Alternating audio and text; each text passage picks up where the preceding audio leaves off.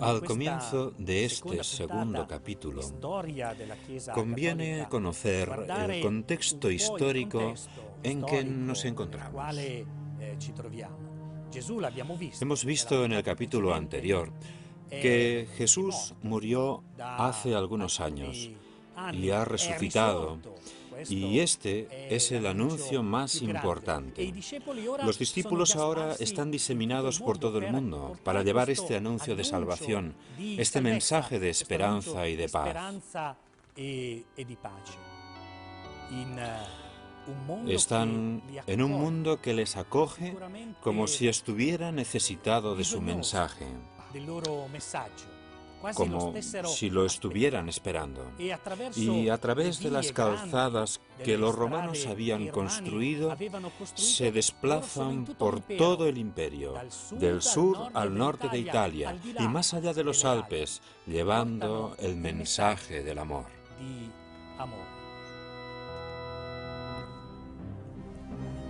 El emperador Augusto había intentado que la religión romana pagana fuese el centro de la vida del imperio.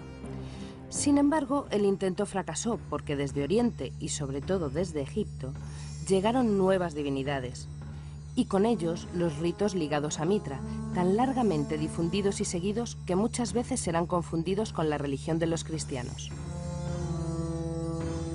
A todo esto se debe añadir, a nivel popular, la magia y la superstición, en las cuales se refugia muy a menudo la plebe de los suburbios del mercado de Trajano. En medio del fervor por estos nuevos cultos y del vacío que dejan en la gente, el monoteísmo y la novedad que representan el mensaje de Jesucristo comienzan a enraizarse con fuerza. El mensaje que llevan los apóstoles es un mensaje desconcertante que, sin lugar a dudas, trastorna las convicciones más profundas, incluso las religiosas. Pero el imperio, las autoridades, ven en todo esto un intento de desestabilizar las bases del mismo imperio. Por ello aparecen las persecuciones. Por ello aparece el deseo de hacer desaparecer no solamente el mensaje, sino también a los hombres que llevaban el mensaje. Las comunidades de bautizados se multiplican. Damasco, Antioquía, Cesarea, Sidón, Éfeso, Corinto. Hoy, como ayer, cada bautizado está llamado a proclamar con su vida y su palabra el Evangelio. Y hoy, como ayer, en las comunidades católicas de todo el mundo, hay algunas personas que tienen la responsabilidad de guiar a sus hermanos. Como aparece documentado en los Hechos de los Apóstoles y en las cartas, ya en las primeras comunidades encontramos obispos, presbíteros y diáconos. Para comprender cómo vivían estas primeras comunidades, las catacumbas son el primer lugar que debemos visitar. En ellas hay una cantidad enorme de restos arqueológicos que nos ofrecen una idea de cómo era la vida de los primeros cristianos. Los fieles ponen en común lo que poseen y, si es necesario, venden sus propios bienes para ayudar a otros hermanos. Cuando se reúnen, reviven juntos los gestos que Jesús realizó cuando estaba vivo. Y la lectura del Evangelio se convierte para todos en la fuerza y el corazón con que se alimenta y aumenta la fe de cada uno. La fe de los primeros católicos, que cobra cada vez mayor fuerza y vigor, es la misma fe en la que entrará San Pablo, el cual, de gran perseguidor de cristianos, se convierte en fiel seguidor del Evangelio de Cristo. San Pablo es una figura magnífica, una figura humana de la categoría más alta, un hombre inteligente, un hombre orgulloso, un hombre preparado, un hombre de cultura, un hombre honesto. No era una personalidad fácil, con su orgullo de ciudadano romano. Es un hombre de convicciones religiosas, como debe ser. Se sentía en su religión auténtico y quería propagarla hasta el punto de que, frente a un desafío y a un peligro, como podía serlo el cristianismo, está decidido a perseguirlo. Fue a perseguir a los cristianos. Era un hombre convencido. Pero este hombre ha sido conquistado por Jesucristo. Y esto es lo decisivo. Jesús toma la iniciativa. Jesús es el Hijo de Dios y Jesús llama. Jesús llega al fondo de los corazones. Qué alegría y qué privilegio poder abrir el corazón a Jesús. Jesús cambia todo en Pablo. Desaparece el perseguidor, pero no desaparece el hombre convencido y comienza a viajar para llevar a Jesús. Enviado a una misión, enviado por el Espíritu de Jesús. Pablo nos habla de tal manera de su Señor que hace que nos enamoremos de Jesús, que es nuestro Señor. El sacerdote es insustituible porque Jesús, como en el caso de Pablo, ha tomado para sí al sacerdote, ha marcado al sacerdote y ha marcado su interior de tal manera que su acción se convierte en acción de Cristo de forma personal. Jesús lo ha ligado a sí mismo. Es insustituible porque Jesús está presente en medio de la comunidad, no como alguien que viene a hablar de Jesús, no como alguien que coge un libro y repite lo que dice el libro, no, sino como alguien consciente de que su persona ha quedado marcada. Su ser es un ser nuevo, marcado por una potencialidad y por un poder propio para actuar y trabajar como Cristo. Yo te absuelvo. Donde menos uno se lo espera, hay un sacerdote. Incluso en lo más oscuro de la ciudad habrá un sacerdote dispuesto a escuchar, a sanar. Un sacerdote que sabe, como Pablo, que ha sido poseído por Dios, conquistado por Jesús, y que sabe que debe llevar a Jesús. Es Jesús crucificado por todos los caminos del mundo. ¿Qué figura es Pablo? ¿Qué figura es el sacerdote? En las catacumbas encontramos restos de las frases que San Pablo y San Justino recuerdan en su comunión. Pablo escribe a los cristianos de Corinto: «El cáliz que bendecimos, ¿no es la comunión con la sangre de Cristo? Igualmente, el pan que partimos, ¿no es acaso la comunión con el cuerpo de Cristo?». Un siglo más tarde, Justino, filósofo y mártir, escribirá: «Este alimento nos llega con el nombre de Eucaristía, y nadie lo debe consumir sin creer en nuestra doctrina y sin vivir como Jesucristo ha ordenado». Para seguir con nuestro relato, es importante hacer una parada en una fecha concreta: el año 51 después de Cristo, fecha fundamental para la historia de los católicos. En ella tiene lugar una de las reuniones más importantes entre los primeros católicos. Es entonces cuando se va a decidir si los nuevos conversos han de circuncidarse o no. Y precisamente es dentro de la dinámica del diálogo donde los cristianos logran superar incluso las crisis internas. Logran superar también este delicado momento de su vida interna y, como nos dice San Pablo, no hay que imponer la ley de Moisés a los paganos que se conviertan, precisamente porque la conversión es el lugar donde se acoge al hermano que se acerca.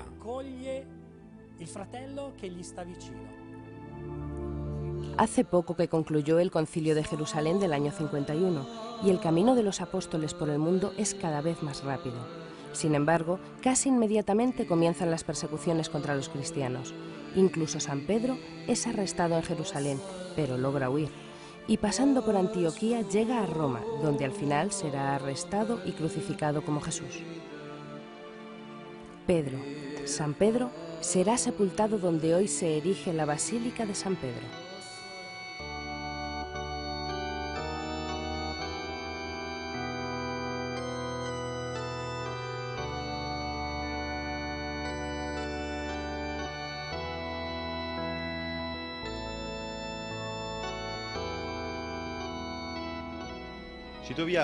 Nos encontramos bajo la nave central de la Basílica Vaticana, a una profundidad aproximada de 9 metros. Casi 9 metros y medio respecto a la estatua de bronce de San Pedro. Y estamos recorriendo un antiguo camino que conduce a la tumba del Príncipe de los Apóstoles. Un camino que hoy está en un ambiente subterráneo, pero que hace 1600 años estaba bajo la luz del sol. Dentro de estos edificios encontramos tumbas paganas y sepulturas cristianas. Son sepulturas que atestiguan la implantación del cristianismo durante los primeros siglos del Imperio. Siguiendo este camino a través de la necrópolis vaticana, llegamos junto a la tumba de San Pedro. Un lugar importantísimo que se encuentra justo debajo del baldaquino de Bernini. Aquí podemos ver los restos de la construcción que se realizó en el siglo II sobre la humilde tumba de San Pedro. En el lado opuesto no se ve la pequeña columna del lado norte de la construcción del siglo II, sino el célebre y famosísimo muro de grafitis. Una pared que se conoce con ese nombre porque está literalmente cubierta por grafitis cristianos, escritos en latín, que atestiguan una gran devoción entre el final del siglo III y principios del siglo IV por la tumba de San Pedro.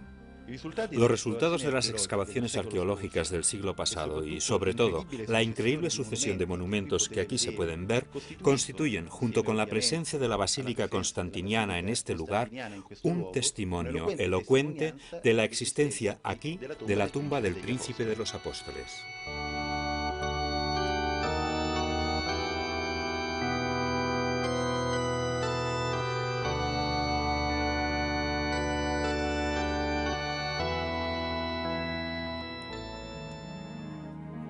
A la Roma en que San Pedro sufrió martirio, llega también San Pablo. Llega tras un largo recorrido que le ha visto como misionero por las ciudades de Asia Menor y Grecia. Antioquía de Siria, Pafo, Perge, Cesarea, Tróade, Filipos, Tesalónica, Éfeso, Rodas, Pérgamo, Atenas. De allí, sus grandes viajes misioneros prosiguen hasta Jerusalén, donde es reconocido y condenado a muerte. Encadenado, es llevado a Roma.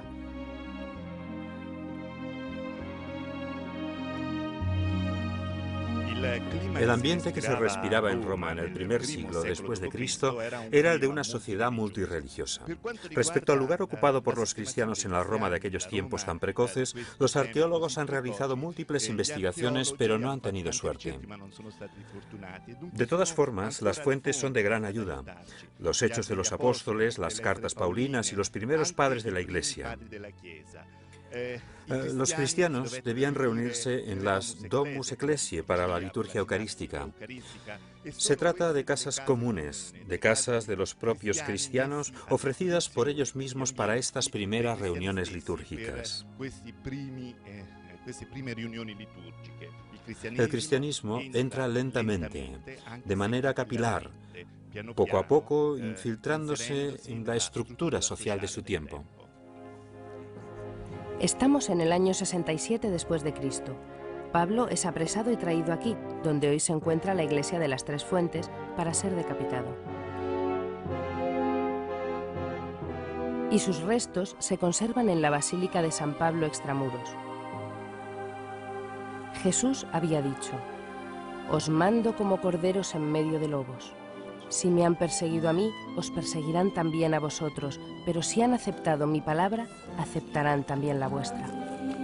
Son palabras escritas hace 2000 años, pero no se puede negar que la historia de aquellos que le siguen, siglo tras siglo, está marcada por las persecuciones más atroces hasta nuestros días, con el recuerdo de los mártires en miles de santuarios repartidos por todo el mundo dedicados a ellos. El primero de esta gloriosa lista es Esteban, hombre de fe, animado por el Espíritu Santo, como está escrito en los Hechos de los Apóstoles. Desde el día del martirio de Esteban hasta el trágico verano en que arde Roma y Nerón culpa de ello a los cristianos, han transcurrido solamente 30 años. 30 años durante los cuales los apóstoles y sus discípulos, los presbíteros y los obispos de la joven iglesia han seguido anunciando el Evangelio a muchos, a pesar de la violenta hostilidad, las persecuciones, la prisión y el martirio. Como ha recordado Juan Pablo II en la memorable jornada del jubileo del año 2000 dedicada a los mártires, la sangre de estos siempre ha generado nueva fe. Y gracias a su sacrificio ha seguido creciendo a lo largo de los años el número de fieles en todo el mundo. Estamos en el año 90 aproximadamente. Jesucristo ha muerto hace 67 años. Es el final del reinado de Domiciano, que impone con virulencia el culto religioso al emperador. Justo en estos años, San Juan, evangelista y apóstol, es enviado al exilio en la isla de Patmos.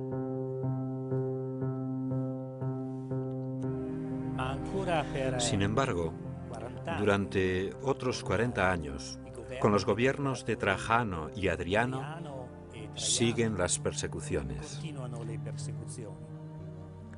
En el Coliseo, uno de los monumentos más espectaculares de Roma, se consuma la mayor tragedia para los cristianos.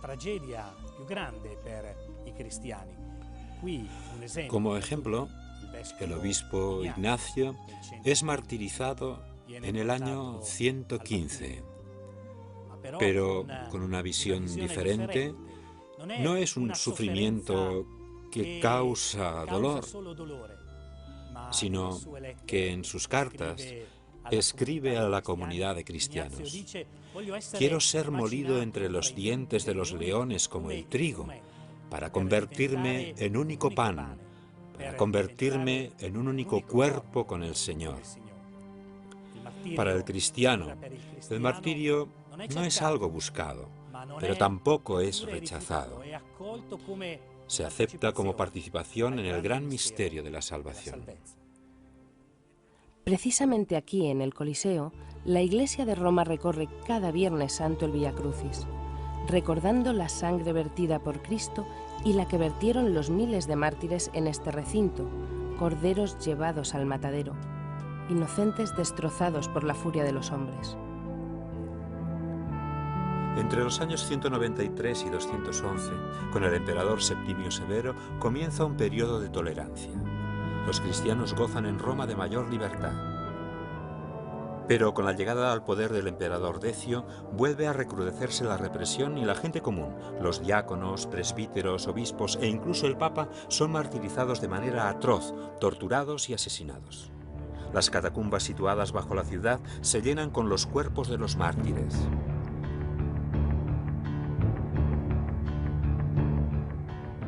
Pero no solo en Roma. También en otras grandes ciudades como Alejandría, Cartago y Esmirna se persigue a los cristianos. En las mismas catacumbas que ven la muerte de miles de fieles, el Papa Sixto II es decapitado. Es el 6 de agosto del año 258.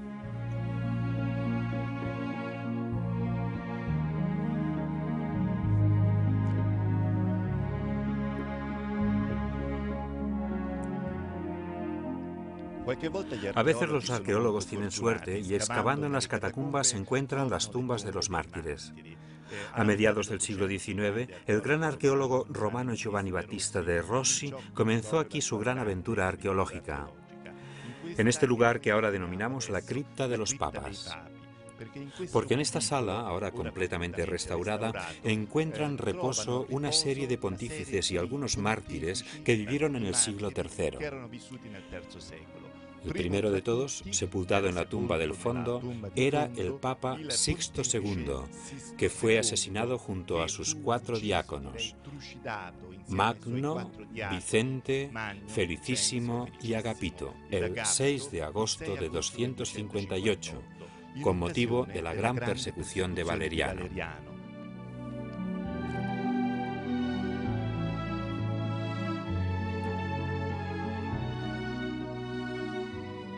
La historia de la Iglesia, tanto hoy como ayer, se alimenta continuamente con el sacrificio de sus mártires. Y como veremos en el tercer capítulo, disfrutará de una época de paz con la llegada al trono de Roma del emperador Constantino, el cual aplicará la tolerancia y sabrá dar a la nueva religión cristiana el reconocimiento que merece.